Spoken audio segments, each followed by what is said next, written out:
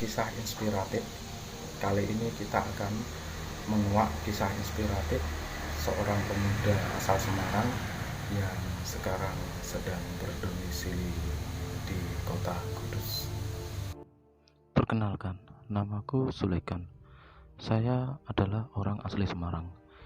Karena saya telah berumah tangga dan mendapatkan istri orang Kudus, saya akhirnya menjadi orang Kudus. Dan inilah pekerjaan saya, keseharian saya. Saya selalu menjajakan produk berupa keripik talas dan keripik ketela keliling door to door, dari toko, warung, semuanya saya jelajahi. Saya jajakan, saya tawarkan produk saya demi saya mendapatkan sesuap nasi untuk memenuhi kebutuhan. Memang tak mudah dalam menjajakan ini. Usaha ini tidak semulus seperti yang orang-orang bayangkan. Banyak sekali rintangan dan hambatan yang saya lalui, seperti cuaca, seperti penolakan dari orang-orang, atau banyak seperti kendala-kendala lainnya seperti motor mogok dan lain-lain saya lalui. Tapi bagi saya itu adalah kendala untuk menguji ketabahan saya, karena bagaimanapun saya adalah seseorang yang harus bisa menjadi panutan keluarga, apalagi dalam sebuah memenuhi kebutuhan, di mana semua harga kebutuhan tidak selalu murah. Jadi saya harus banyak-banyak untuk lebih kerja keras lagi, lebih giat lagi, tanpa pandang siapapun orang yang ingin membicarakan saya di belakang. Saya tidak peduli. Yang penting hasil kerja keras saya hari ini bisa untuk mencukupi ke keluarga. Jadi saya rela untuk bekerja keras dan tidak pernah merasakan mengeluh hal-hal yang kurang berguna. Dan saya ingin sekali untuk menjadi motivator bagi Anda-Anda semua yang telah ingin merintis usaha, mungkin usaha kecil-kecilan yang Anda sukai. Dan bagaimanapun Anda harus berjuang untuk itu, tidak boleh menyerah.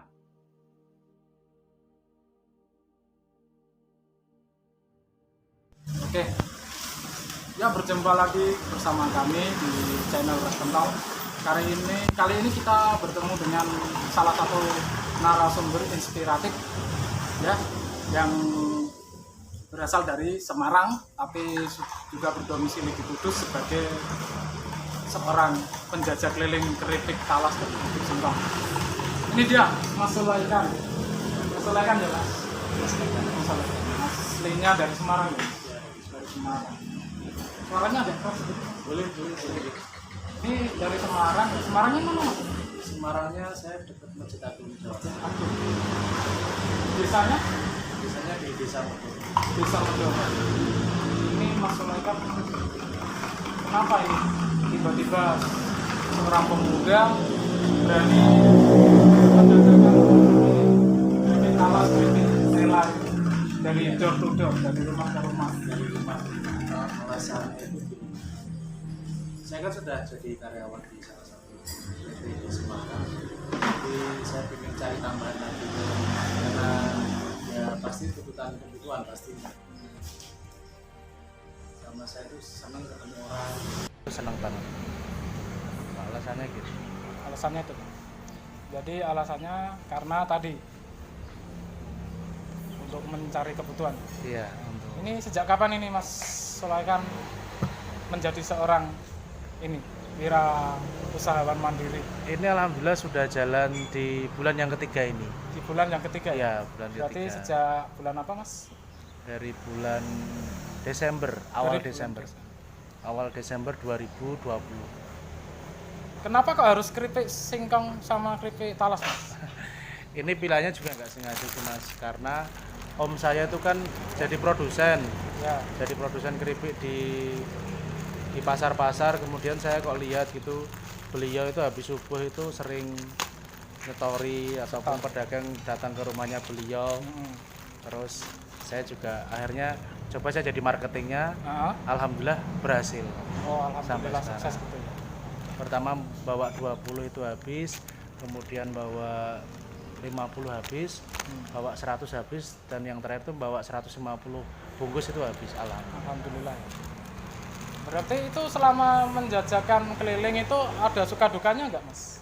Dukanya paling kalau hujan Kalau hujan ya sama diusir biasanya. diusir. Siapa yang ngusir, Mas? Ya calon pembeli yang tidak beli gitu, maksudnya calon yang tidak pembeli. minat. Jadi mungkin karena takut corona. Oh, gitu. Ini Masnya berdagang keliling seperti ini kemungkinan ada untung ruginya nggak, Mas ya? Misalnya pendapatannya sehari itu berapa ya? Kalau boleh tahu nih. Pendapatannya ya kira-kira kalau bersih sih di atas 80.000. Kalau bersih di atas 80.000. Iya. Lumayan juga ya, Mas. Sehari. Sehari ya? Baru sehari ya? Sekitar ya durasi 3 sampai 4 jam. 3 sampai 4 jam. Iya, Itu 3 sampai 4 jam. 80.000. Mas Kit ini sambil Apa? ngemil, sambil Gitu ya? mencoba gitu. Saya sambil nyoba gitu. Iya, ini ada yang keripik talas Nah, sama keripik singkong. ini yang bikin berarti pamannya ya? Iya, Pak Le dari Kudus. Om ya berarti. Om. Ini berarti Om bikin. Kalau misalnya saya tanya-tanya langsung ke Mas Sulaiman, tahu nggak? Bikinnya proses keripik ini berapa lama mungkin waktunya, Mas? Mungkin memakan hari atau memakan jam berapa lama? Paling setengah hari bisa sih. Cuman Setengah saya hari nggak pernah bantu produksi. Nggak pernah bantu produksi ya? Kalau Om punya karyawan, Punya. Om punya karyawan. Kalau saya kan hanya marketing. Dalam keadaan sudah dibungkus, kemudian saya hanya menjual saja. Oh gitu ya. Oh, berarti sampai sehari bisa dibikin gitu ya. Ini variannya hanya cuma 2 ya? Ketela sama talas ya? Ada satu lagi Mas, itu keripik pisang. Nah, bisa Tapi ini pas pisangnya belum ada. Pisangnya Jadi baru belum. 2 varian. gitu ya. Ini kalau misalnya bahan-bahannya itu dari paman itu dari hasil kebun sendiri atau dipasok dari orang lain? Kalau yang dari paman itu kan paman punya kebun. Ya. Kalau stoknya di kebun habis, Hah? itu baru ngambil di desa-desa sampingnya. Tetangga desa gitu? Ya, ya di lereng Gunung Muria itu. Oh, lereng Gunung Muria. Ya, di tetangga-tetangga desa itu alhamdulillah stoknya melimpah. Gitu ya. Ini nama keripik singkongnya Sari Santosa. Ya. Sari Sentosa. Sari Sentosa itu Ini Sari Sentosa ini Itu siapa? Sari itu anaknya Om lah, kalau Sentosa itu namanya Om. Oh gitu ya. Sari anaknya omnya, Sentosa namanya omnya. Iya. Omnya berarti pamannya namanya Santosa ya. Pak Santo. Pak Santo. Iya. Jadi produsen keripik dari Sudah berapa lama ini omnya bikin produksi keripik ini? Pabrik udah mungkin lah. lama. Agak lama ya. Berapa Udah tahun kira-kira? Lebih, kalau beliau usaha dagang seperti ini udah ya kayak ketela tuh 5 tahun lebih. 5 tahun lebih ya. Ya 5 tahun lebih. Berarti seorang marketingnya cuma Mas Sulaiman aja ini. Marketingnya itu kan sebenarnya banyak karena di beliau itu kan nyetor-nyetor ke pasar-pasar. Jadi pedagang atau bakulnya itu banyak sekali. Oh gitu ya. Saya kan sebenarnya hanya marketing baru. Marketing. Marketing baru, cuman om saya itu seneng karena ini bisa jual banyak gitu. Bisa menjual banyak kan beliau juga ada keuntungan yang lebih juga. Ini ngomong-ngomong soal marketing nih, ini Mas Sulaiman ini seolah-olah menjadi marketing door to door gitu. Iya. Itu kenapa ya kok berani? Biasanya ada kendala mental kalau seorang door to door itu. Oh, Tapi gitu. Mas Sulaiman kenapa berani? Seolah-olah tidak malu gitu. Apa itu motivasinya, Mas? Kenapa jadi berani? Biasanya kalau orang jualan kan mental. Oh, Ada iya. faktor kendala mental. Jadi pertama saya seneng jualan, terus kedua itu kalau ketemu orang, bertemu dengan orang baru terus kenal, kemudian tentang sharing-sharing usaha itu seneng. Gitu ya. Terus bisa tambah saudara Pak. Apalagi kalau customernya tuh ramah gitu, bisa tambah jadi sedulur malahan. Oh gitu ya. Jadi gitu. Bisa dimintain nomor HP-nya sekalian gitu. Ya jadi sedulur. Jadi saudara. Kenapa ini ada pikiran Jadi gini Mas, pernah ada seperti pengalaman kemarin itu. Kemarin kan ada pembeli customer tuh punya mebel. ya Lah saya kan nawarin beliau tuh beli keripik talasnya tuh 2. juga? Itu di daerah Gepok Kudus, daerah Gepok, Gepok Kudus. Deket-deket desa itu Ya. beli keripik talasnya itu 2 seperti ini. Kemudian beliau sharing-sharing, oh ternyata beliau tuh punya mebel. Oh, Mebel terus beliau tuh ngasih salah satu produk mebelnya ke saya Oh, gitu. dan dikasih gratis. gitu. Apa Iya. itu salah satunya? Kayak bentuk ya mebel tapi dari jati. Gitu. Gratis. itu Gratis dikasihkan. dikasihkan. Alhamdulillah ya. Iya. Sisi positifnya jadi seorang marketing seperti itu ya. Kalau Ya. sudah ramah dengan kolega bisa saling sharing gitu ya. Ya bisa sharing. Tapi saya juga pernah ada dukanya itu waktu saya ya beberapa kali sih diusir gitu. Gitu usir. Diusir. Jadi kita sudah menawarkan sopan tapi ternyata beliau tidak mau kehadiran kita. Oh gitu. Kita sudah kan ada prosedurnya gitu, kita menyapa dulu, salam dulu gitu, tapi beliau udah pokoknya nggak mau Dia tahu. respect. Anda harus pergi dari sini gitu. Oh gitu. Kalau diusir seperti itu perasaannya gimana ini Mas Sulaiman? Apakah Perasaannya- marah atau gimana? Perasaannya sedih. Sedih ya. Perasaannya pasti sedih, cuman dalam hati bilang gini, pokoknya setelah hal pahit ini pasti langkah selanjutnya atau di rumah-rumah selanjutnya mudah-mudahan laris. Alhamdulillah juga laris gitu. Cuman Biasanya yang ngusir itu cowok atau cewek Mas? ini 2 kali kejadian tuh bapak-bapak saya diusir. Bapak. Gitu ya. Padahal kan niatnya hanya menawarkan gitu. Kalau beliau nggak mau kan Mas aneh sih atau gimana gitu. Tapi ternyata malah diusir gitu. Jadi nggak Padahal kita penyampaiannya sudah sopan. ya Ya semrawut gitu datang gitu ya. ya pasti ngucapin salam atau mungkin permisi atau bagaimana gitu. Oh gitu ya. Oh, setelah menjajakan ini kira-kira Mas Sulaiman punya pandangan lain nggak? Buka sendiri gitu di tempat standby gitu, kayak sewa ruko lah atau kemungkinan di tempat seperti jalan protokol gitu, dibikin lapaknya. Ada pikiran seperti itu nggak Mas Sulaiman? Untuk saat ini belum sih. Malah kepikirannya tuh malah pingin ya teman-teman, karena saya kan udah merasakan hasilnya kan bagus ya, dengan keuntungan yang bagus ya, malah pingin teman-teman tuh juga berwirausaha juga, misalkan produk bukan hanya keripik, misalkan payek atau apa, cuman ya mereka teman-teman yang lain tuh juga keliling juga gitu. Oh gitu. Sambil ngetes mental. Tes mental. Ini Mas Sulaiman ini kalau setiap hari berapa menjualkan produk, jumlahnya berapa ini? Ini karena pengennya pulang agak awal tuh paling maksimal 50. Maksimal 50. Iya, 50. Berarti ada minimalnya, ada maksimal, ada minimal. Ya Minimalnya pengennya berapa? dari saya sih pengennya, karena ini masih musim hujan ya, masih musim hujan. Jadi saya targetnya di 50 aja. Di 50. Itu setiap harinya 50 ya. 50 Ini itu misalnya gini Mas, maaf ya, mohon Gimana? maaf kata ini, kalau nggak laku itu gimana Mas? Dikembalikan ke pamannya atau dimakan sendiri gitu Mas? jadi kalau pas dari awal sampai dari 3 bulan yang lalu sampai sekarang itu saya belinya cash gitu. Cash. Cash. Berarti kulaan dari Om cash. Pernah pernah kejadian itu, pernah waktu banjir kemarin itu kan saya nggak jualan itu karena produknya juga agak mungkin bau apak atau gimana lah, terus akhirnya ya ada sebagian dikonsumsi sendiri, ada yang dikasihkan ke ayam malahan. Oh gitu. Iya. Doyan ya ayam. Ayam tuh ya. Oh, ini apa Mas? Mas ini sambil dimakan Tak Mas. nikmati juga ya Mas. Monggo. Ini apa? Kalau kayak produk keripik itu ada plus minusnya gitu ya Mas? Plus minusnya apa Mas? Misalnya produknya dijual bisa sampai berapa jangka lama waktunya gitu, bisa nggak? Kalau ini saya pernah tanya Om, katanya bertahan 2 minggu. Cuman saya paling maksimal ya 2 sampai 3 hari. 2 sampai 3 hari. Iya, walaupun ini Om bilang ini bertahan sampai 2 minggu. 2 minggu. Ini Omnya waktu produksinya sudah pakai alat-alat canggih atau gimana? Atau Ya alatnya walaupun diproduksinya di desa cuman sudah cukup modern. Sudah cukup modern. Desanya mana? Di desa Dersoyo Kambangan. Dersoyo Kambangan. Iya, di Gebok.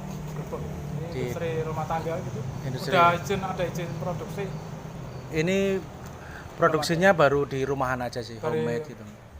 Baru skala industri rumah tangga Ya, gitu ya. Ini misalnya nih Mas Sulaiman punya ide nggak dititipkan ke warung-warung gitu, iya. dititipkan saja, ditaruh saja ke warung, dicatat berapa gitu, nanti kembali ke warung selang beberapa hari untuk minta hasil penjualan warung gitu, ada ide kayak gitu nggak? Ada sempat kepikiran seperti itu, cuman kemarin itu ada warung durian di dekat Gebok itu juga ngambilnya 10, tapi beliau alhamdulillah beliau pembayarannya cash. Alhamdulillah. Ya, jadi pembayarannya cash. Jadi seneng. Senangnya kalau yang dibayar cash. Ya, seneng. Kalau yang nggak dibayar cash ada nggak Mas? Tidak ada. Dititipin. Tidak ada. Nggak mau kayak Baru yang titipan itu baru yang satu tempat, kalau yang lain paling saya kan marketnya di itu dari rumah ke rumah. baru skala market rumah ke rumah ya. Ya. Belum mau sampai ke atasnya lagi, misalnya memasuki kayak torserba gitu, kayak mall-mall, ditawarin mau nggak kira-kira produk? Ada karyawan Alfamart yang sudah jadi langganan juga ada. Ada ya di Kudus juga. Iya. Jadi beliau waktu itu beli di Alfamartnya, terus beliau bilang, "Mas, rumahku di sana." Terus kalau beliau nggak kerja, saya ke rumahnya juga beli Oh, juga. gitu. Jadi ada dua kemungkinan. Kalau beliau nggak ke rumah, saya Yang nyamperin ke Alfamart. Kadang langsung ke Alfamartnya langsung beli gitu, langsung diborong. Tapi juga di Toserba ataupun minimarket kadang juga seringnya ditolak. Karena kan orang asing. Kadang punya pikiran seperti ini nggak Mas? Gimana? Dijual aja di gerobak gitu, Ya. model kiloan aja. Oh, model kiloan. Nah, nggak usah di pack seperti ini. Jadi kalau orang mau beli ya ada timbangan gitu. Oh, gitu. Dijual di gerobak itu kayak etalase gitu. Punya ide seperti itu nggak? Pernah lihat Pernah yang lihat. seperti itu, cuman saya nggak ada kepikiran untuk Nggak itu. pernah. Saya malah seneng gini. Ini sudah Seneng. ada kemasannya sendiri. Iya. Dari rumah ke rumah itu lebih seneng gitu. Lebih senengnya ke situ ya. Iya. Oh ya, ini mungkin kalau mau Mas Sulaiman kasih motivasi buat para penonton, apa motivasinya supaya kita kalau usaha nggak minder, nggak drop mental gitu, gimana? Kasih motivasinya Mas. Ya motivasinya apa ya?